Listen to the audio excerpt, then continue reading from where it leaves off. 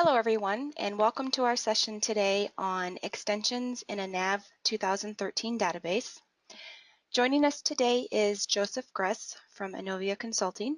And before I pass it over to Joseph, I would like to remind you that this session is being recorded and it will be posted to our on-demand webinar library later this week for you to review and share with anyone. And if you have any questions, please feel free to type those into the questions box. We will get them answered at the end of the presentation. And now I will pass it on to Joseph to kick off our presentation. Well, thank you, Angie, and welcome to everyone on the webinar. I'm excited to be talking to you about this topic today, extensions in a NAV 2013 database. Again, my name is Joseph Gress. I'm a Senior Development Consultant here at Innovia Consulting. And this topic of extensions I've been excited about since it was introduced a few years ago. And it was introduced starting in NAV 2016, but not really fully until NAV 2018. And I'm so enthusiastic about it. I wanted to find out, is it possible for people on older versions of NAV to use this technology? And we'll see that it is. But before getting into that, let me talk about what are extensions and why use them. So Dynamics NAV extensions is a technology that Microsoft has provided that allows developers to extend NAV, to modify NAV without modifying the original source code. And the whole reason for that, well, there's several reasons, but it makes upgrades dramatically simpler compared to modifications that are done with traditional NAV programming. They're also simpler to install and uninstall, and they are integrated with Azure DevOps for robust source control. With traditional NAV programming, we do have ways of doing source control to keep track of our modifications, but it's after the fact and it's easy to miss things or skip over things. And finally, programming with extensions encourages programming best practices, which makes modifications more robust and easier to maintain. So again, a brief history of NAV extensions. They were first introduced in NAV 2016, about 3 years ago. We now call that extensions 1.0, which was difficult to work with. I found it not really very useful, and very few of my colleagues used that other than learning about extensions. But they did also introduce events in NAV 2016, which is a central part of extensions, and the events part did work. The events allow us to hook into NAV code through what are called published hooks, published extensions in certain points in the code, which then we can create code to subscribe to those and make modifications that don't change the underlying NAV code.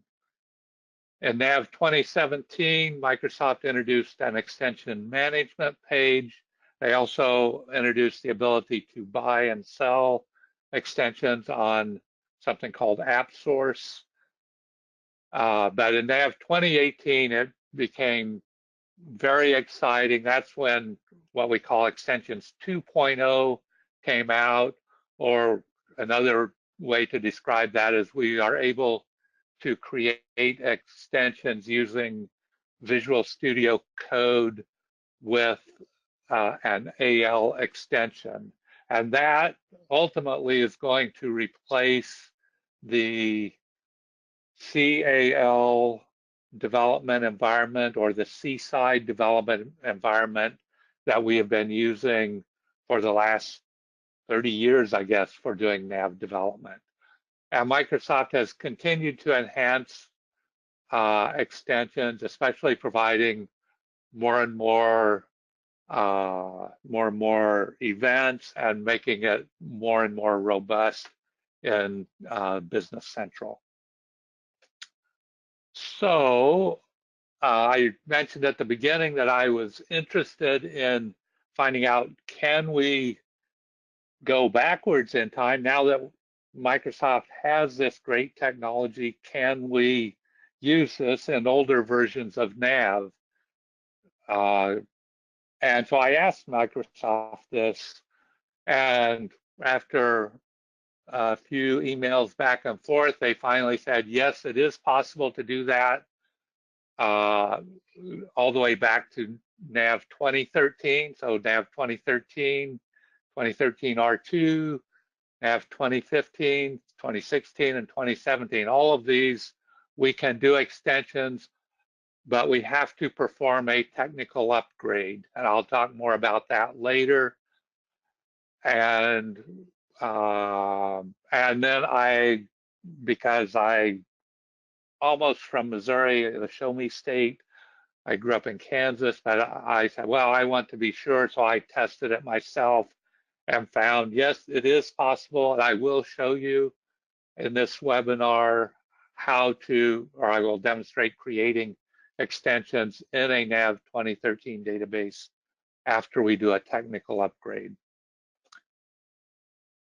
So the scope of this webinar, I've already covered the first two, why we would want to program with extensions and a brief history of NAV extensions. But next I'll be talking about risks and limitations, and then I will get to the meat of the webinar, a demonstration of creating some very simple extensions. This is not an extensions class, but just showing that we can do it. And then I will discuss the steps that are needed to do this in a pre-NAV 2018 database. And what we'll see is they're pretty straightforward. It's not too complicated. I want to emphasize what I'm not including in this webinar is training on how to create extensions. You can get that on other YouTube presentations. And I'm also not going to provide instructions on setting up Visual Studio Code for creating extensions. Okay, so let's move on. So risks and limitations. So there are a number of these that I want to go through. I don't want to scare you away, but there are some. So the first is, in order to do extensions in older databases, we have to do a technical upgrade. And we do this somewhat frequently with our NAV customers. I didn't go back and check, but I'm guessing we have at least 5 or 10 customers, maybe even more, who have done technical upgrades for one reason or another. And generally, it's either to improve performance or to address specific issues. And this technical upgrades is something that Microsoft does support. We'll talk more about that later. But specifically related to our wanting to use a technical upgrade for being able to create extensions, in my exchange with Microsoft, ultimately what they said, this is almost a word for word quote from their email, is from a platform perspective, this should mostly work from NAV 2013 forward. However, some functionality might not be present. For example, a couple things I'll mention. One is the extension management page did not become available until NAV 2017. and that you don't get that with a technical upgrade.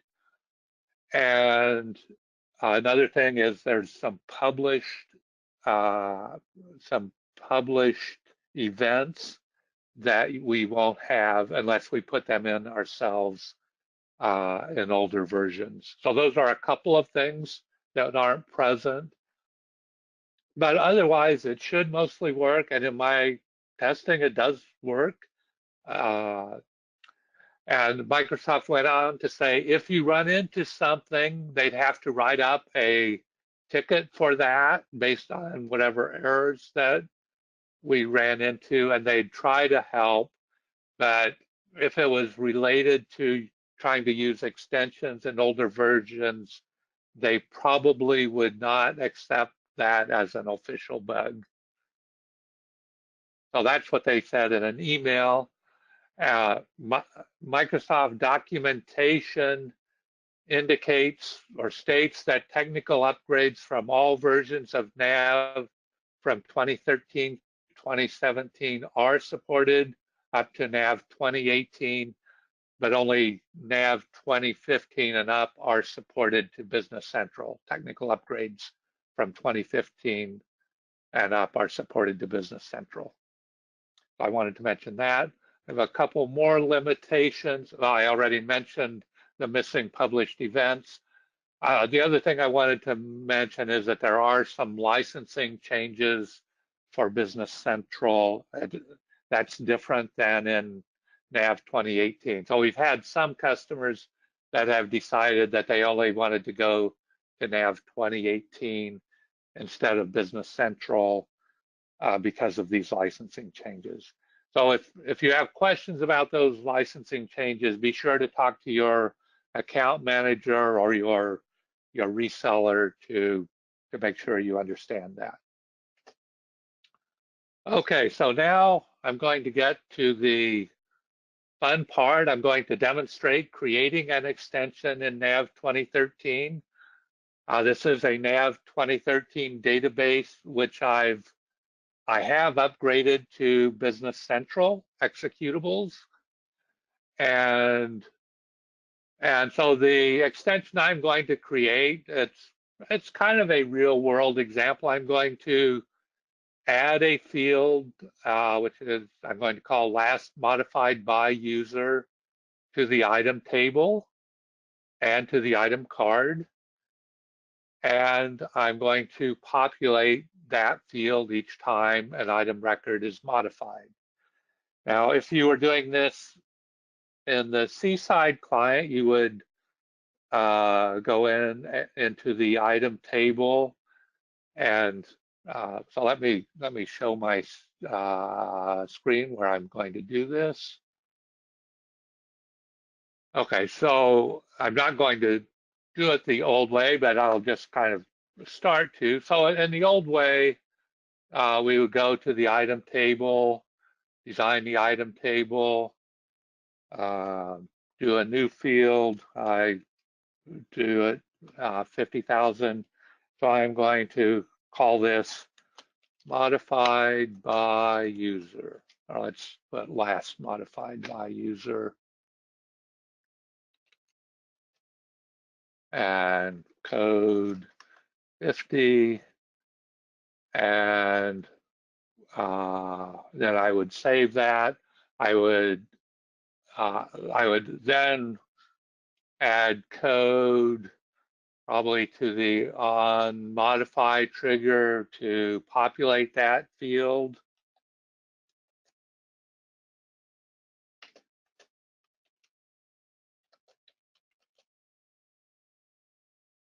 To set it to the current user ID.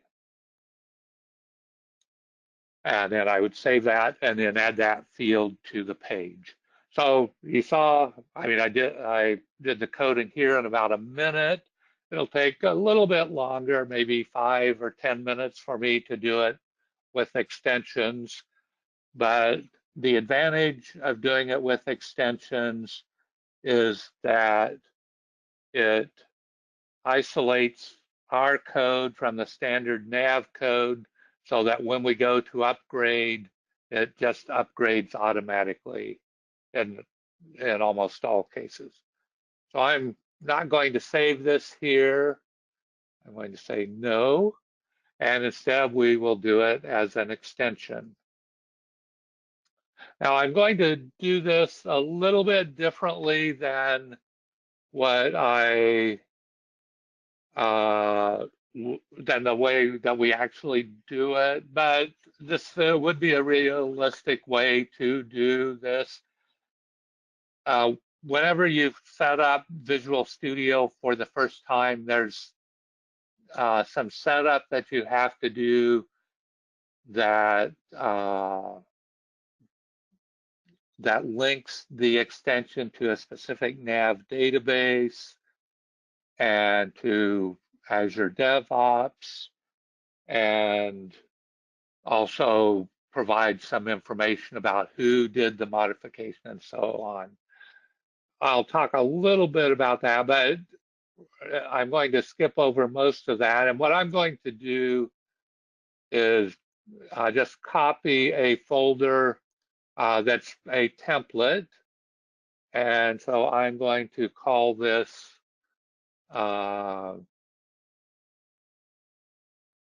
item modified by user.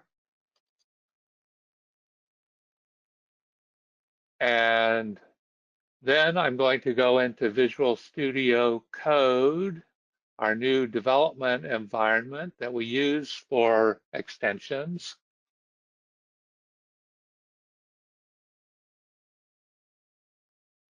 And I will close the folder that I have open.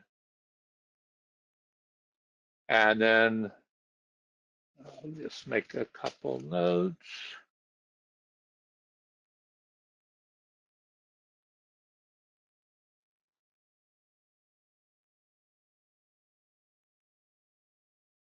And I will then open the folder that I just created, this item modified by user folder. I select that folder.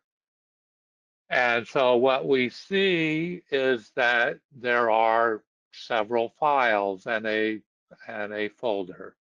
So there's a launch JSON folder and an app JSON folder. These have, the launch JSON folder has information about connecting to our database, and I won't talk more about that, but the app JSON folder, I do want to make one change to it. I mean, this tells us that this is made by Innovia Consulting. It has a name and a description. It has a URL for more information and some other information. So I'm going to just change a couple pieces of information here. I'm going to name this item modified by user, and I'm normally we have a longer description here. This is information that's available to the end user about this extension. But for this one, I'm just going to have the same description.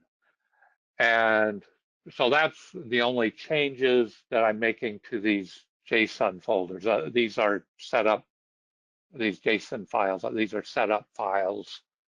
Then I'm going to need to create 3 new files. One is going to be a table extension to add the field to the table. One is going to be a page extension to add the field to the item card. And then the last is a code unit to subscribe to that on after modify event on the item table. So that's what we'll be doing now for the next 5 minutes or so. So let me start with the item table. I will name that TABEXT.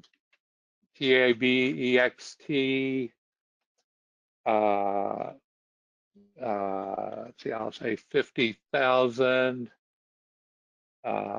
item.al and hit enter to create it. So the .al says it's an AL file, and so now I have that file open in my text editor. And now I always try to use what are called templates for bringing in code. And so I want a table extension is the template that I want. So I start typing in T4 template and then that I want a table extension. And so this is going to be 50,000 for reasons I'm not going to get into. At Innovia, we always start our extension names and field names with INVC and then item extension, and then that we have to tell it which table that extends, and so that extends the item table. And then I then add the fields, and I'm going to do a field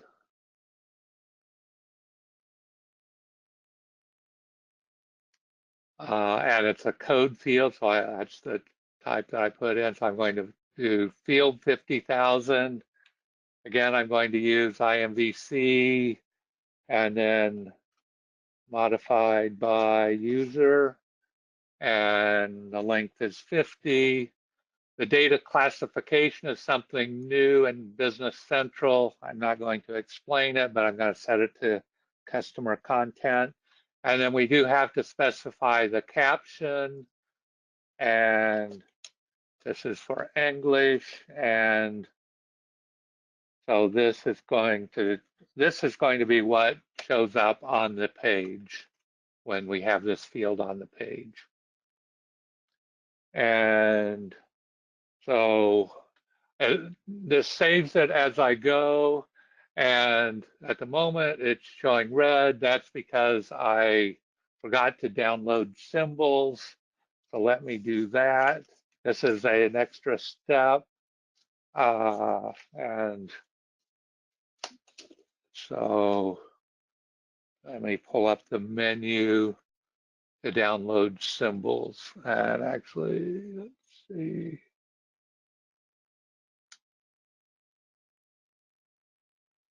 I may have to start my, okay, so it did download the symbols successfully.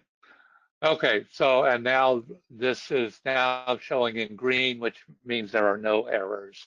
So green is good when we're creating an extension. So we're done with our first extension. So now I'm going to do a second one. So I'm going to click on this new file icon, and this is going to be a page extension, 50,000, and this one is going to be item card .al. Okay, and so now we're in the text editor for that. So here I'm going to do a template page extension, and I'm going to choose this one, 50,000. So you'll see that IntelliSense is extensively used in Visual Studio Code, that it helps you, it fills in things for you to help you along. And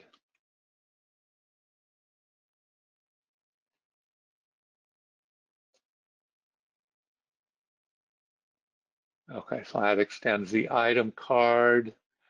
And so then the layout here, there's something new that we need to do here, because this is a page extension. So, and it's extending the item card. So we have to tell it some way where on the page do we want this new field to be? And so there's a command called add after, and so I want to do that. And so it tells us we have to tell it what we want to add it after. Well, I happen to know that there's a last date modified on the item card, and that's where I want this field added. And then I need to then put a curly brace to tell it what I want to add after. And so I want to add a field. I could probably do a template here, but I guess I will do this one the old-fashioned way. So it's wanting a name and an expression. So the name is just a name within this file, and then the expression is the field that we want to add. And so here's our field, modified by user. So, and then I believe I need to add an application area equal all here. So that is our page extension, and everything is green, so that looks good. And so we have 2 down, 1 to go. So our third one is our table extension. So before going there, I want to kind of just, if you haven't seen events before, I'm going to show you kind of what we would be doing if we were doing it the old-fashioned way in the seaside environment. So I'm going to say I'm going to create a new code unit, and I'm going to start to create this event. So I'm going to say, let's say item card on after modify. And on the properties, I'm going to say that this is a subscriber event. The table is the item table. And then in the event function, if I go to the lookup, I have these functions. Now these are only available because we did that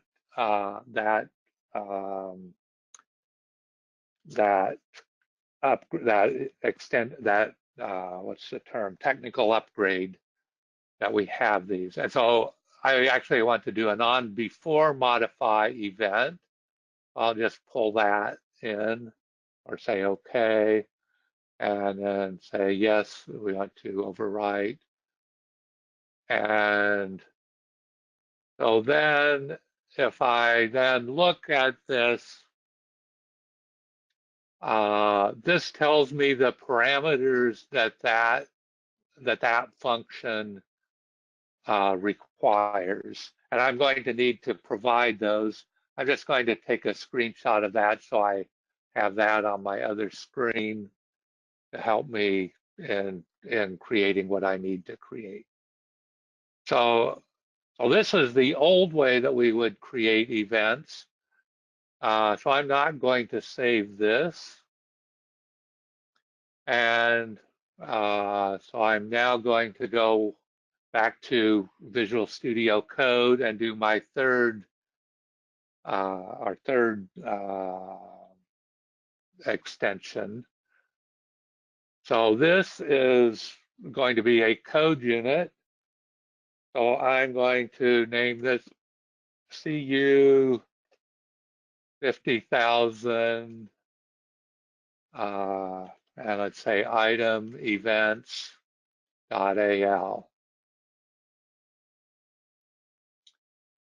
And so this is a code unit, so I'm going to do a TC, or to say I want to do a code unit to get what I need. So 50,000, and the name of it is IMVC item events. And then I think here I need to create an event subscriber. Let me,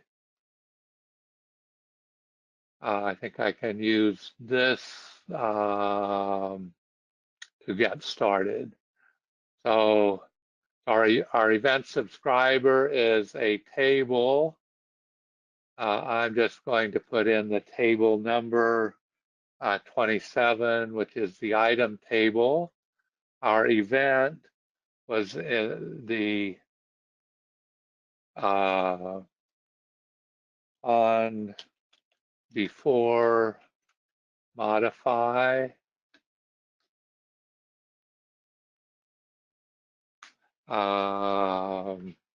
and the element name is blank. There's no element name. If we were doing, well, I'll just say it's blank here. In some cases, we would have to specify that. And I'm going to put that both parameters are false.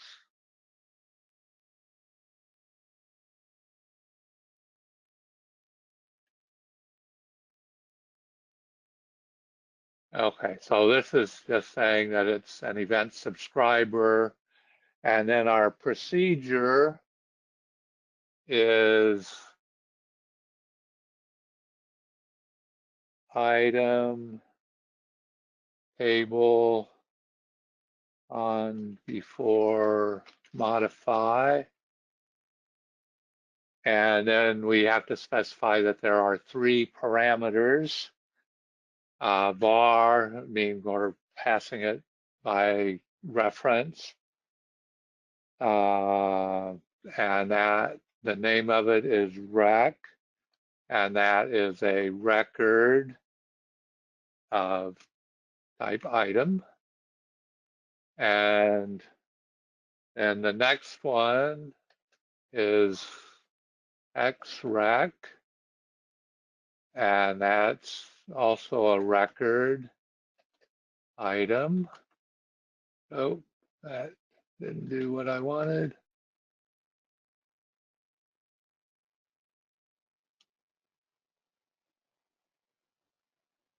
And then the last one was run trigger is the name of it.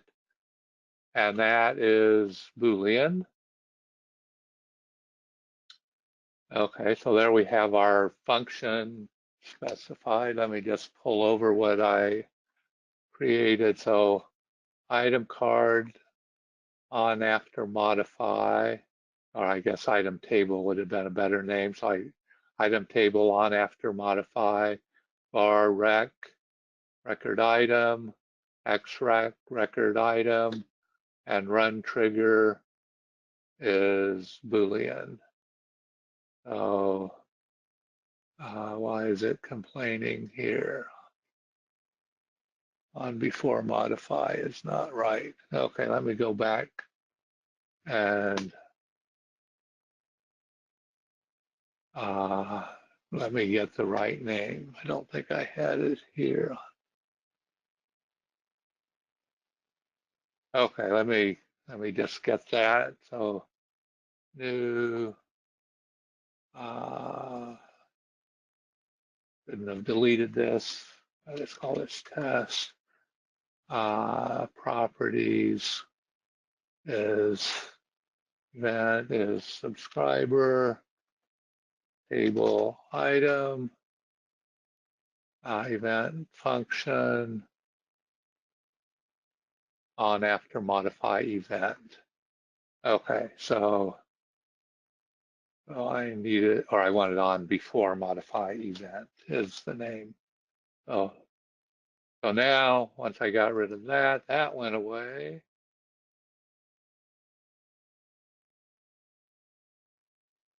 Why is that complaining?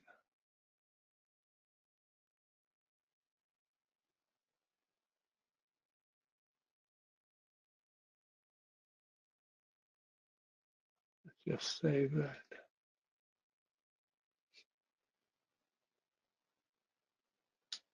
Well, I'm going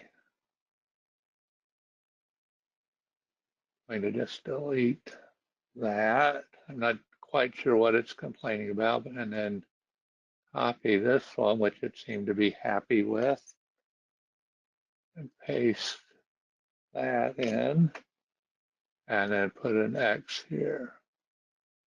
Okay, so I have so I made. Okay, so now it's happy. So I must have had a little thing wrong with the code, probably an extra colon in there. But now it's happy. I now need to put my code in here that actually does the work, and that is xrec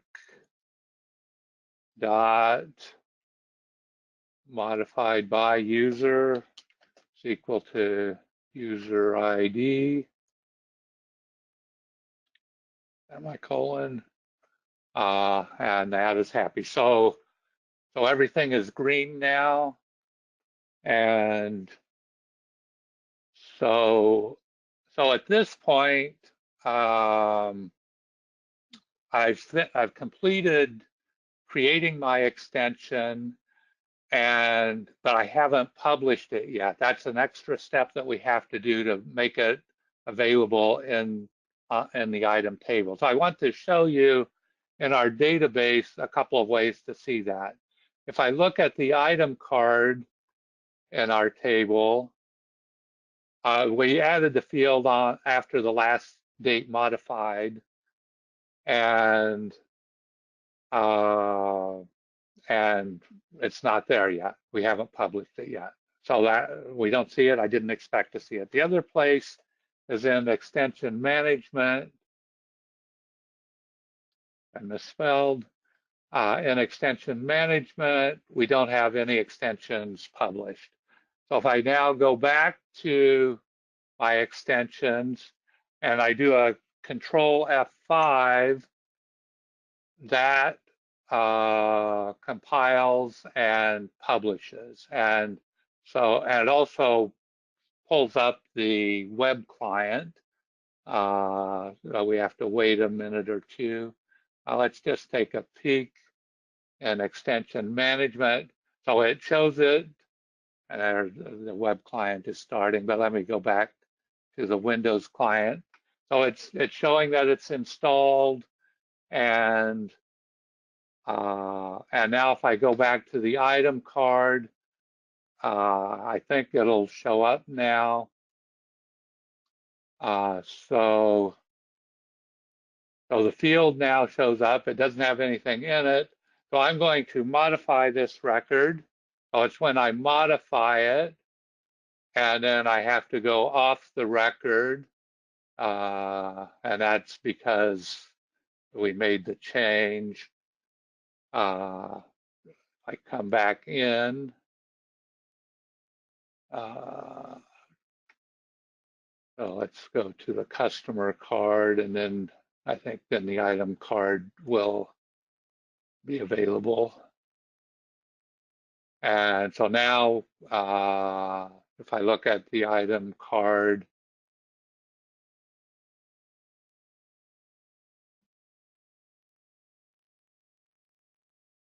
well, I must have had an issue. Let me just try making another change just in case it wasn't quite ready yet. Well, I there must be a problem with my code. Let me just take a quick look at the code to see if I can see. So on before modify event, modified by user. Okay. Well, I'm not sure what I got wrong, but there must be a little issue with the code here. But at least you see the new field, and for some reason it's not showing up. Let me just see if, I probably shouldn't even try. I'll try in the web client, which this web client is also something that you get by doing the technical upgrade. So let's edit this.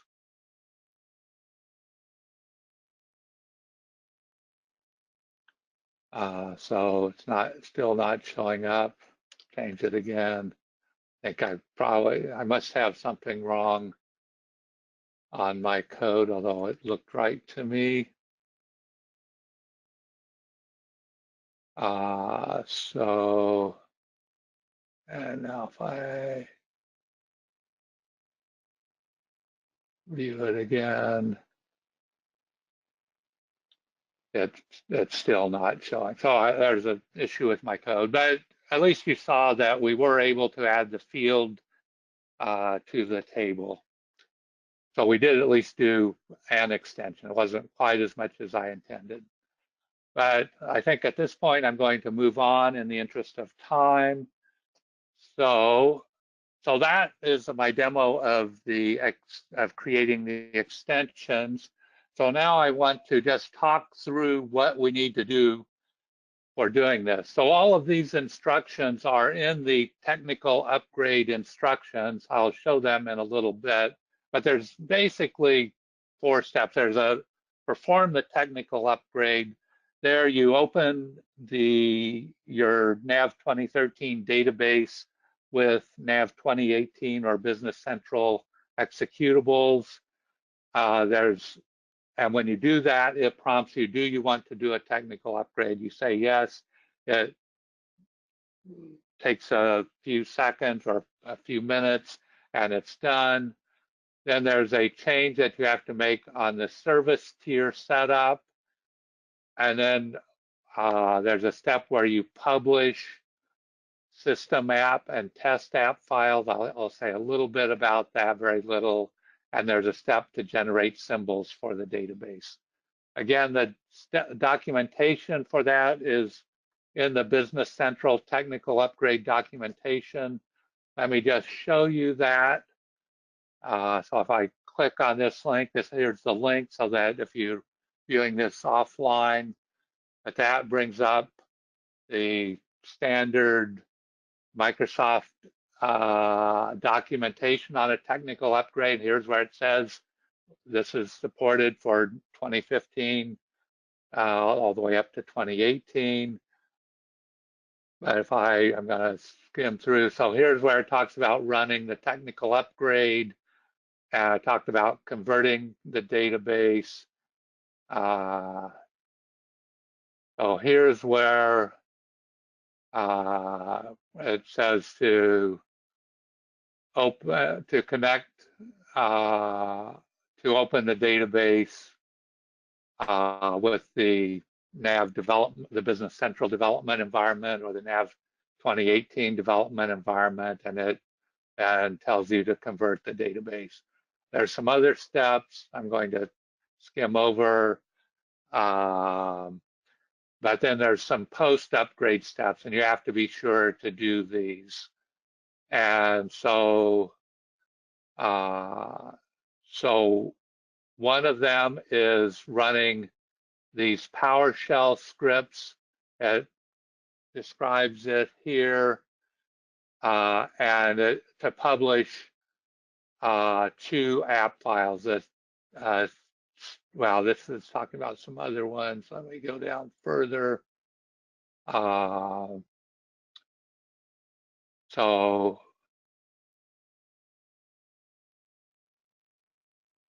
somewhere in here it talks about publishing the System.app and the Test.app. and also running, anyway, it's in here is where these instructions are. I'm going to go back to my PowerPoint, and the following information is from that documentation. But I want to emphasize that Microsoft in that documentation I just showed you says the technical upgrade provides you with the latest platform features and performance enhancements. So here's that change that you have to make to the service tier.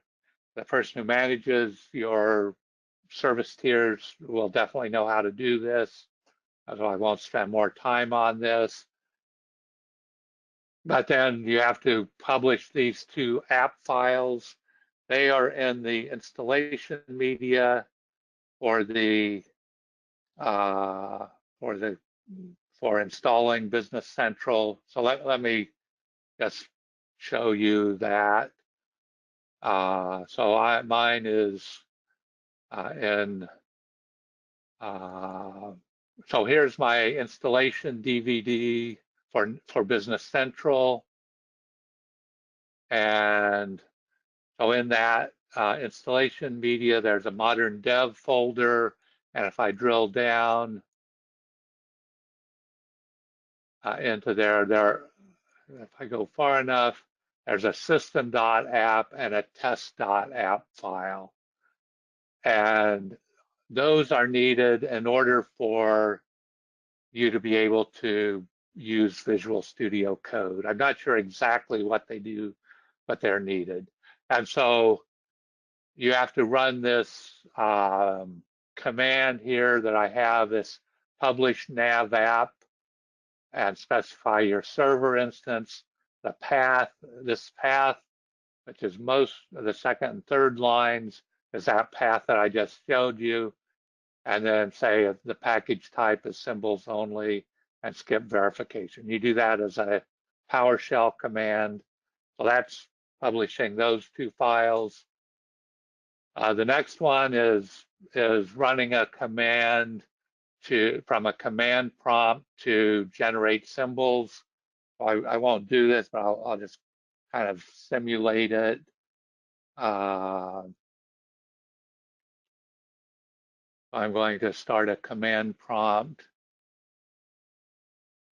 So as a command prompt, you have to type in C:, you have to pull in the full path, and then SQL.exe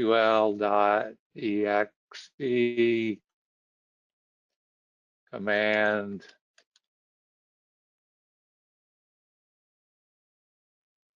equal generate symbol reference. I'll stop typing in a moment. You have to specify the database. So let me just say the database is NAV and the server name.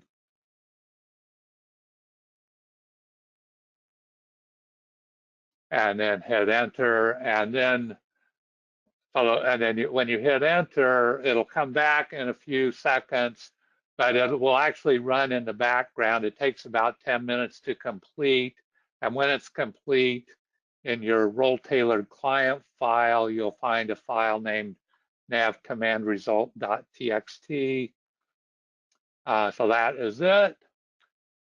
Now the next thing I need to talk about, this is almost the last one, is managing extensions. There you have to, and I was cheating when I did it. Let me just go back to my screen for a moment. So I added the extension management. Let's see, I want this screen. The extension management pages to allow me to uninstall and install into this database. And Microsoft has told me they don't support that, but I did make it work. But the right way to do it is to run. So here you can, if you don't want this, you can unpublish it, or I guess you have to uninstall it first to get rid of it, and then unpublish it if you want to completely get rid of it. The right way to do that is to run these PowerShell commands, and here I have a link to the documentation for that. So I'm not going to actually demonstrate that today, but if you know PowerShell, it's pretty straightforward. So the conclusions, programming with extensions dramatically reduces the complexity and costs of upgrades, and it encourages robust and modular modifications. And it is really straightforward and pretty simple to start programming with extensions in NAV 2013 and later databases. All you need to do is perform a technical upgrade to NAV 2018 or Business Central and do those extra steps. And those extra steps are ones that are part of the standard upgrade process, and they're pretty straightforward.